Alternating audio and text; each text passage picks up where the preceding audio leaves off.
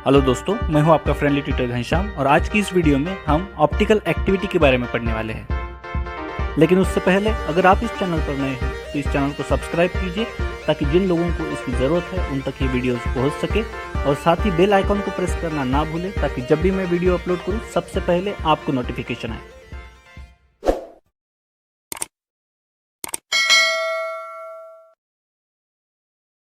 तो चलिए दोस्तों शुरू करते हैं आज का हमारा टॉपिक, जिसमें हम देखने वाले हैं ऑप्टिकल एक्टिविटी के बारे में। अब ऑप्टिकल एक्टिविटी ये वर्ड खुद हमें सजेस्ट करता है कि हम पढ़ने वाले हैं लाइट के बारे में। हम किसके बारे में पढ़ने वाले हैं? लाइट के बारे में। अब लाइट के बारे में आपको एक चीज़ पता है जो कि बहुत कॉमन है कि लाइट को ट्रैवल होने के लिए किसी भी तरह के मीडियम की ज़रूरत नहीं होती। बराबर है, नो नीड ऑफ मीडियम, उसको कोई मीडियम की ज़रूरत नहीं। अब इसका प्रूफ क्या है? अब जो सनलाइट है वो अर्थ तक आती है तो बीच में वैक्यूम से वो पास हो जाती है, फिर भी उसको कुछ ट्रैवलिंग में प्रॉब्लम नहीं आता है, उसको वैक्यूम का भी कुछ फ़र्क नहीं पड़ेगा। सो लाइट जो है उसको मीडियम की ज़रूरत नहीं है। अब लाइट को हम क्या बोलते हैं या वो किस फॉर्म में होती है? तो वो होती है इलेक्ट्रोमैग्नेटिक फॉर्म में, इलेक्ट्रोमैग्नेटिक वेव्स के फॉर्म में होती है। बराबर है, ये हम पढ़ चुके हैं पहले भी। इलेक्ट्रोमैग्नेटिक वेव्स के फॉर्म में लाइट होती है, जो कि दो प्रकार के होते हैं। कौन से? एक होती है इलेक्ट्रिक वेव्स और दूसरे होते हैं मैग्नेटिक वेव्स। वो दोनों से बनी हुई होती है हमारी लाइट। ठीक है, कौन से? एक होते हैं इलेक्ट्रिक फील्ड होती है उसमें और दूसरी होती है मैग्नेटिक फील्ड। ठीक है, अब ये जो है वो लाइट जब ट्रैवल करती है तब ये ऑसिलेट करते हैं। ठीक है, और जो इलेक्ट्रिक फील्ड है, हम मैग्नेटिक फील्ड का थोड़ा सा बाजू में रख देते हैं, पहले देखते हैं इलेक्ट्रिक फील्ड के बारे में। ठीक है, अब क्या होता है जब लाइट पास होता है, ठीक है, लाइट वेव्स की फॉर्म में होता है, ये आपको पता है। इसको हम ऐसे भी लिख सकते हैं। ठीक है, कैसे लिख सकते हैं? ऐसे।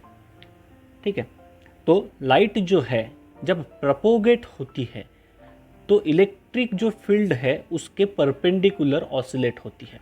कैसे? अगर मैं बोलता हूँ कि ये जो पॉइंट है, ये पॉइंट क्या है? हमारी लाइट है जो प्रोपोगेट हो रही है। किस साइड? ऊपर साइड। ये जो अगर मैंने ऐसा लिखा और अगर इस साइड से देखा तो कैसे दिखेगा? एक डॉट ही दिखेगा। ठीक है, तो ये जो डॉट है वो प्रोपोगेशन हो रहा है आपकी तरफ। ठीक है, आपकी तरफ प्रोपोगेट हो रहा है लाइट। अब लाइट अगर प्रोपोगेट हो रहा है तो इलेक्ट्रिक फील्ड उसकी किस तरह से वाइब्रेट होंगी? तो इलेक्ट्रिक फील्ड वाइब्रेट होंगी इस तरह से। इस डायरेक्शन में हो सकती है, इस डायरेक्शन में भी हो सकती है, इस डायरेक्शन में भी होंगी। ठीक है, इस डायरेक्शन में भी होंगी, यानी ये ऑसिलेट होती रहती है। ठीक है, इस तरह से इधर उधर ऐसा ऑसिलेशन चालू रहता है, जिसको हम वाइब्रेशन भी बोलते हैं। ऑल डायरेक्शन में होती है। बट प्रॉब्लम ये है कि इससे हम आइडेंटिफिकेशन या एक्सपेरिमेंटल प्रोसीजर्स नहीं कर सकते। तो हमको क्या करना पड़ता है कि हमको इसमें से कोई भी एक ही प्लेन चाहिए। ये तो मल्टीपल प्लेन है, अलग अलग प्लेन में लाइट क्या हो रही है? ऑसिलेट हो रही है। हमको क्या चाहिए? एक ही प्लेन में चाहिए। तो हमको कैसे चाहिए? हमको सिर्फ इतना ही लाइट चाहिए, एक ही प्लेन चाहिए। इसी प्लेन में लाइट ने क्या होना चाहिए? प्रोपोगेट होते रहना चाहिए। एक ही प्लेन में लाइट ने ऑसिलेट होना चाहिए। ऐसी लाइट हमको चाहिए। ये तो ऑल प्लेन्स में है। तो हम अब इसको क्या बोलते हैं? ये जो लाइट है ये तो होगी हमारी कौन सी लाइट? Ordinary light. ये होगी हमारी ordinary light, sorry, ordinary light. और ये है हमारी पीपीएल, जिसे हम कहते हैं प्लेन पोलराइज्ड लाइट। ये हो गया हमकी प्लेन पोलराइज लाइट। तो हमको क्या चाहिए? अभी प्लेन पोलराइज लाइट के बारे में हमको पढ़ना है, क्योंकि हम ऑप्टिकल एक्टिविटी के बारे में पढ़ रहे हैं। अब सबसे पहले हम इसको डिफाइन कर लेते हैं कि ऑर्डिनरी लाइट को हम कैसे बोल सकते हैं। तो उसको कैसे डिफाइन करेंगे? The light which consist of rays of different wavelength vibrating in all possible planes and perpendicular to the directions of propagation of light is called as ordinary light। यानी ऑर्डिनरी लाइट ये ऐसी एक light है जो हर एक direction में क्या हो रही है? वाइब्रेट हो रही है, ऑसिलेट हो रही है। और ये है हमारी अभी प्लेन पोलराइज लाइट। अब इसको ऑब्टेन कैसे करेंगे? तो इसके लिए हमारे पास पोलराइज़र की ज़रूरत होती है। क्या चाहिए हमको? पोलराइज़र। अब देखते हैं इसको कैसे हम क्रिएट कर सकते हैं। ये हो गया हमारा ऑर्डिनरी लाइट। ठीक है, जो ऑल प्लेन में क्या हो रहा है? वाइब्रेट हो रहा है, ऑसिलेट हो रहा है। अब क्या करना पड़ेगा हमको? बीच में लगाना पड़ेगा एक पोलराइज़र। ठीक है, और पोलराइज़र यानी क्या होता है? पोलराइज़र ये होता है कि ये सिर्फ प्लेन पोलराइज लाइट हमको बना के देगा, एक ही टाइप के प्लेन को वो पास होने की परमिशन देगा। तो ये कौन सा है? इसका नाम है निकोल्स प्रिज्म, जो मोस्ट कॉमनली हम यूज़ करते हैं, निकोल्स प्रिज्म। अब ये कैसे बना हुआ होता है? ये होता है कैल्साइट, जो कि बना हुआ है CaCO3 से, ठीक है। अब ये क्या करेगा, जब ये लाइट, ऑर्डिनरी लाइट इससे पास होगा तो ये सिर्फ एक ही प्लेन को अलाउ करेगा बाहर निकलने के लिए, पास होने के लिए, और हमको प्लेन पोलराइज लाइट देगा, ठीक है, एक ही प्लेन को। अब इसको हम कैसे अज्यूम कर सकते हैं? सपोज करिए कि ये जो लाइट है वो ऐसे बार्स के कॉम्बिनेशन में है और इसको हमको पास करना है ऐसे वाले प्रिज्म से। अब यहाँ से आड़ा वाला जो है, ये जो है लाइट का रे, ये तो पास नहीं हो सकता, बट सीधी वाली लाइट की रेज पास हो सकती है। इसलिए हमको एक ही टाइप की रेज मिलेगी, एक ही प्लेन की रेज मिलेगी। तो ये होगी हमारी कौन सी light? Plane polarise light, PPL, ठीक है। हम इसको शॉर्ट फॉर्म में ही यूज़ करेंगे आगे, PPL। अब प्लेन पोलराइज लाइट को हम कैसे डिफाइन कर सकते हैं? A beam of light which consist of the waves of light vibrating in one plane is called as plane polarise light. यानी कि इसकी वाइब्रेशन जो है वो एक ही प्लेन में है, मल्टीपल प्लेन में वाइब्रेट नहीं होगी। अब देखते हैं हमारा मेन पॉइंट। मेन क्या है हमारा? Optical activity. अब ऑप्टिकल एक्टिविटी किसे बोलते हो, या फिर उसमें क्या हो रहा है ऑप्टिकल एक्टिविटी में, ठीक है, उसमें क्या हो रहा है? तो उसमें क्या हो रहा है, ये जो हमने प्लेन पोलराइज लाइट बनाया था, कैसे बनाया था? इस टाइप का वाइब्रेशंस था, एक ही प्लेन में वो वाइब्रेट हो रहे थे, ऑसिलेट हो रहे थे। ये हो गया था हमारा कौन सा लाइट? प्लेन पोलराइज लाइट, ठीक है। अब ऑप्टिकल एक्टिविटी में क्या होता है, ये जो लाइट है ये क्या होगा? रोटेट होगा। क्या होगा? रोटेट होगा। किस वजह से? तो वो हम आगे देखने वाले हैं, पर क्या हो रहा है ये आप समझ लीजिए। क्या होगा? ये लाइट रोटेट होगा। कैसे रोटेट हो सकता है? या तो क्लॉकवाइज, ठीक है, क्लॉक इस साइड से घूमती है ऐसे, तो या तो क्लॉकवाइज रोटेट होगा या फिर एंटी क्लॉकवाइज रोटेट होगा। समझ रहे हैं क्या हो रहा है? बट एक चीज़ इसमें हमको ध्यान में रखना है कि ये जब रोटेट हो रहा है तो अगर ये दोनों भी सेम ही कंपाउंड है, जो दोनों भी रोटेशन दिखा रहे हैं, तो दोनों का भी एंगल सेम रहेगा, ठीक है। तो ये हो गया हमारा क्लॉकवाइज और ये हो गया हमारा एंटी क्लॉकवाइज, ठीक है। तो क्या करेंगे ये? एक तो क्लॉकवाइज मूव करेगा या तो एंटी क्लॉकवाइज मूव करेगा। क्या? जो रेडिएशन आ रही है लाइट को उसको मूव करेगा, वो हो गई हमारी ऑप्टिकल एक्टिविटी। यानी ये लाइट आ रहा था, उसको कन्वर्ट करके क्या हो रहा है उसका? एक तो क्लॉकवाइज थोड़ा सा बेंड हो रहा है या तो एंटी क्लॉकवाइज थोड़ा सा बेंड हो रहा है। तो जब ऐसा कन्वर्जन आएगा उसको हम बोलेंगे ऑप्टिकल एक्टिविटीज़, ठीक है। उसको कैसे डिफाइन कर सकते हैं? The property of organic substance to rotate the plane of plane polarise light towards right और left is called as optical activity. यानी कि जो लाइट आ रहा है उसको रोटेट करना, या तो क्लॉकवाइज यानी कि राइट, या तो एंटी क्लॉकवाइज यानी कि लेफ्ट। इसको और एक है नाम, क्या क्या है? डेक्स्ट्रो या तो लीवो। अब डेक्स्ट्रो को और है स्मॉल d से रिप्रेजेंट कर सकते हैं, लीवो को स्मॉल l से। डेक्स्ट्रो को हम रिप्रेजेंट कर सकते हैं पॉजिटिव से और लीवो को रिप्रेजेंट कर सकते हैं निगेटिव से। समझ गए यहाँ तक के? अब ये जो ऑप्टिकल एक्टिविटी हो रही थी उसको मेज़र करने के लिए या फिर चेक करने के लिए हमारे पास एक मेथड है जिसको हम बोलते हैं पोलरीमेट्री, और उसको यूज़ किया जाता है, उसको आइडेंटिफाई किया जाता है पोलरीमीटर से। तो वो कैसे काम करता है वो एक बार हम देख लेते हैं, तो आपको आगे समझने में बहुत आसानी हो जाएगी, ठीक है। तो हमारे पास एक लाइट का सोर्स होता है, ठीक है, एक लाइट सोर्स है जो कि कैसे रहेगा आपको पता है, डॉट वाइब्रेशंस रहेंगी हर एक डायरेक्शंस में, ठीक है। इस तरह का ऑर्डिनरी लाइट है। हम क्या करेंगे? उसको निकोल्स प्रिज्म से पास कराएंगे, ठीक है। यहाँ से पास हो जाएगा तो हमको मिलेगा क्या? प्लेन पोलराइज लाइट मिलेगा, बराबर है। ये सारी बातें हम अभी देख चुके हैं। प्लेन पोलराइज लाइट मिलेगा, PPL। उसके बाद हम क्या करेंगे? इसको एक पोलरीमीटर ट्यूब से पास कराएंगे, और पोलरीमीटर ट्यूब कुछ इस तरह से होता है, ठीक है।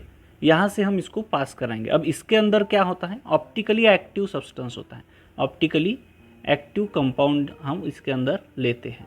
अब वो जो ऑप्टिकली एक्टिव कंपाउंड हम ले रहे हैं उसका कॉन्सेंट्रेशन क्या रखेंगे हम? उसका कॉन्सेंट्रेशन होता है 1 ग्राम पर ml, ठीक है। वो हम कॉन्सेंट्रेशन रखेंगे और ये जो ट्यूब है उसकी लेंथ क्या होती है 1 dm, या फिर हम उसको बोल सकते हैं 10 सेंटीमीटर। ठीक है, तो इतनी बड़ी ट्यूब होती है, उसके अंदर हमने लिया ऑप्टिकली एक्टिव कंपाउंड। अब क्या होगा, ये जो प्लेन पोलराइज लाइट है ये जब यहाँ से पास होगा तो वो क्या होने वाला है, रोटेट, एक तो राइट या तो लेफ्ट, यानी कि एक तो डेक्स्ट्रो या तो लीवो। तो क्या होगा, लाइट जो है वो रोटेट हो जाएगा, बराबर है। अब हमारे पास होता है एनालाइज़र।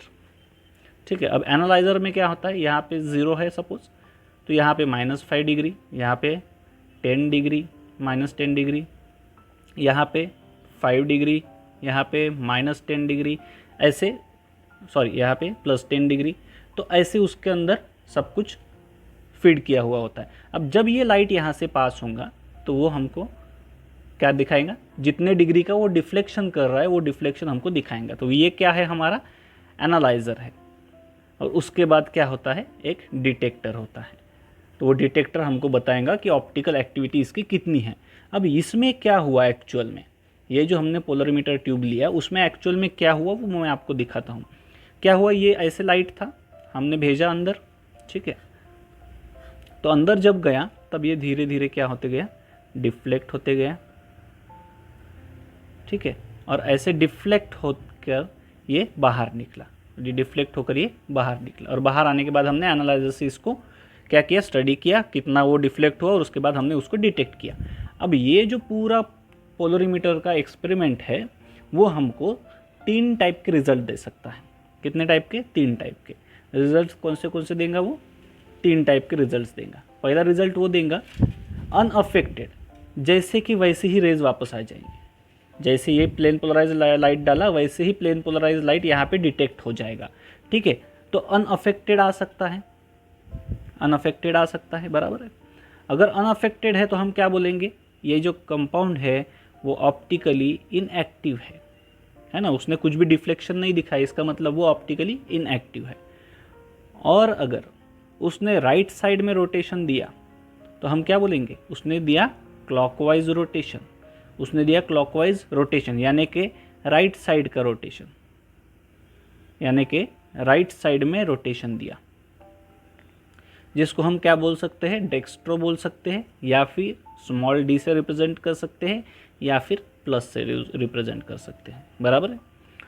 या फिर थर्ड क्या दे सकता है, लेफ्ट साइड में वो क्या हो सकता है, डिफ्लेक्ट हो सकता है, तो वो क्या देगा, एंटी क्लॉकवाइज रोटेशन देगा। या फिर हम उसको क्या बोल सकते हैं, लेफ्ट साइड में क्या हो रहा है, वो डिफ्लेक्ट हो रहा है, या फिर और उसको बोल सकते हैं लीवो रोटेटरी है वो, या फिर उसको बोल सकते हैं एल, या फिर बोल सकते हैं माइनस। यहाँ तक क्या आपको क्लियर हो गया। अब आप लोग सोच रहे होंगे ये सब तो ठीक है, बट एक्चुअल में कैसे ढूंढेंगे कि ऑप्टिकली एक्टिव कंपाउंड है या नहीं है। हम क्या हर बार पोलरीमीटर एक्सपेरिमेंट करके देख सकते हैं क्या, नहीं देख सकते। तो कैसे करेंगे, तो इसके लिए हमको एक थियरी मिला है। कौन सा थियरी है वो, van't Hoff Le Bel, van't Hoff Le Bel theory.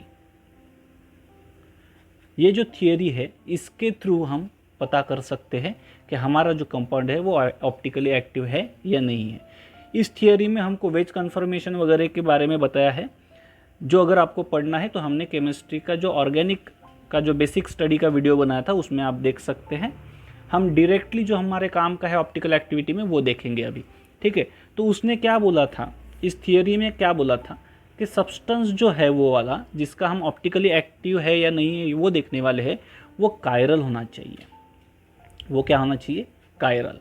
अगर वो कायरल है तो वो ऑप्टिकली एक्टिव है, अगर वो कायरल नहीं है तो ऑप्टिकली इनएक्टिव है। अब कायरल का मतलब क्या होता है, उसकी क्या कंडीशंस होती है, तो वो बोल रहे हैं कि कंडीशन ऐसी है कि वो जो कार्बन रहेगा, वो जो कंपाउंड का कार्बन है वो sp3 हाइब्रिडाइज होना चाहिए।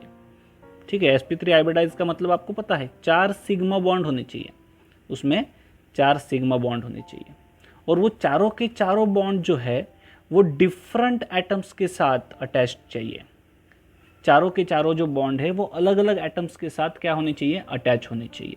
जैसे कि अगर मैं लेता हूँ कार्बन, ये A है, B, C and D। So A is not equal to B, is not equal to C, is not equal to D, यानी इसमें से कोई भी एक दूसरे के जैसा नहीं है, सब अलग अलग कंपाउंड्स हैं।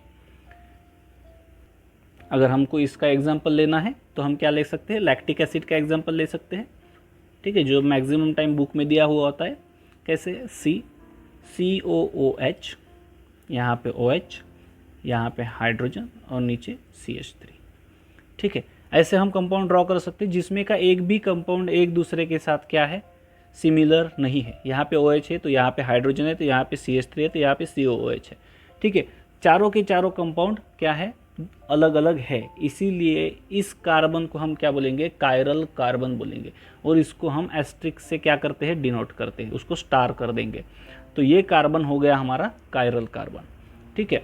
दूसरी कंडीशन हमारी क्या है, दूसरी कंडीशन ऐसी है कि non super imposable mirror image बनानी चाहिए। Non super imposable mirror image कैसे, वो भी तो पता होना चाहिए। Non super imposable mirror image किसे कहेंगे, ठीक है। तो non super imposable mirror image हम इसकी निकाल के दे सकते हैं, जैसे COOH, COH, H and CH3। तो इसको अगर मैं मिरर में देखूं तो ये कैसे दिखेगा, तो सिंपल है, इसको उठा के ऐसे रख देता है, इसको उठाएंगे ऐसे रख देंगे, कैसे होगा ये, OH, CH, COOH and CH3, ऐसे कुछ बनेगा।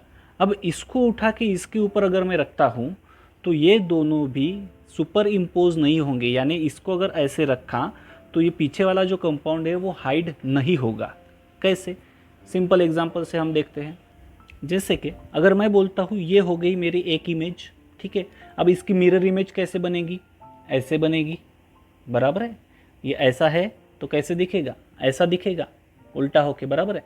अब अगर मैं इसको उठा के इसके ऊपर रखता हूँ तो मेरा पीछे का हाथ जो है वो पूरी तरह से छुप नहीं रहा है, बराबर है।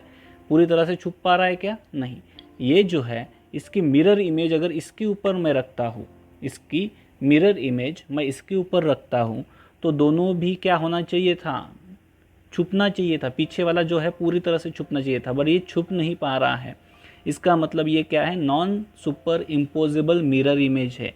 और जब जब non super imposable mirror image रहेंगी तब तब हमारा कायरलिटी का फिनोमिनॉन जो है वो क्या होगा, एक्सेप्ट हो जाएगा। तो हमारी दो कंडीशंस हमने देखी, वो दोनों की दोनों भी क्या होनी चाहिए, एक्सेप्ट हो जानी चाहिए। दोनों की दोनों भी कंडीशंस हमारी अगर है तो वो कंपाउंड हमारा क्या है, ऑप्टिकली एक्टिव है। अब ये जो दो कंपाउंड हमने बनाए हैं वो है, एक है पॉजिटिव या फिर उसको बोल सकते हैं डेक्स्ट्रो या फिर डी से डिनोट कर सकते हैं, और दूसरा क्या है हमारा निगेटिव है जिसको हम एल से डिनोट करेंगे, बराबर है। एक को प्लस से, एक को माइनस से।